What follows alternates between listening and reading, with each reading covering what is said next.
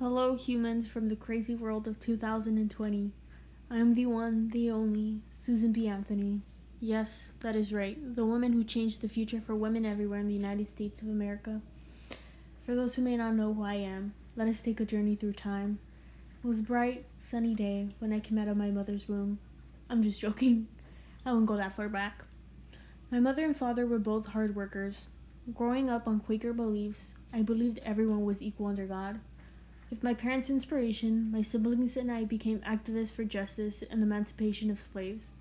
After teaching for many years, I knew I could and wanted to do more, so I became an abolition activist.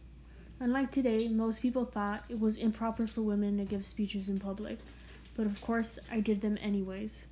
I made many passionate speeches against slavery. When I was 28 years of age, the first women's rights convention was held in the United States that then began the suffrage movement. Even though I was not there, that's when my inspiration sparked. In 1851, I met the woman who was in charge of the women's rights movement, Elizabeth Cady Stanton.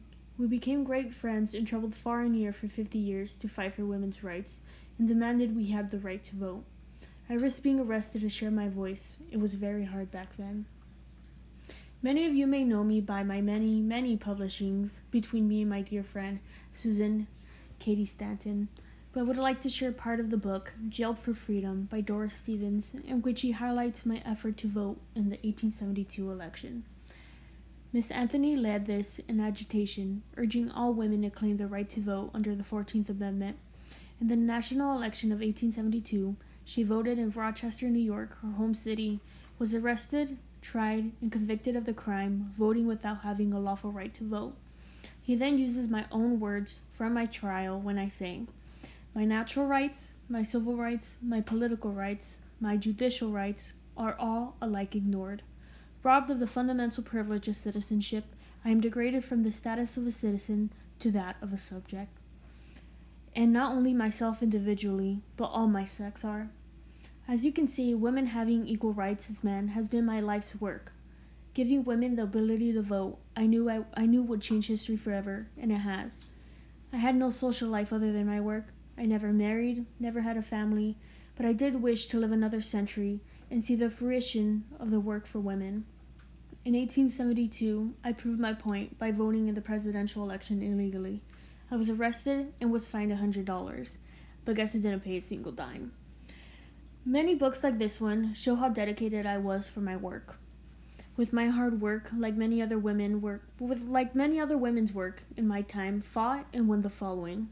In 1869, I founded the National Women's Suffrage Association with Elizabeth Cady Stanton.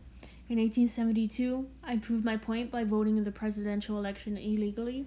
In 1878, Senator Aaron A. Sargent introduced in Congress the 16th Amendment, extending to women the right to vote. In 1888, I founded the International Council of Women. In 1882 to 1900, I was the president of the National Women's Suffrage Association.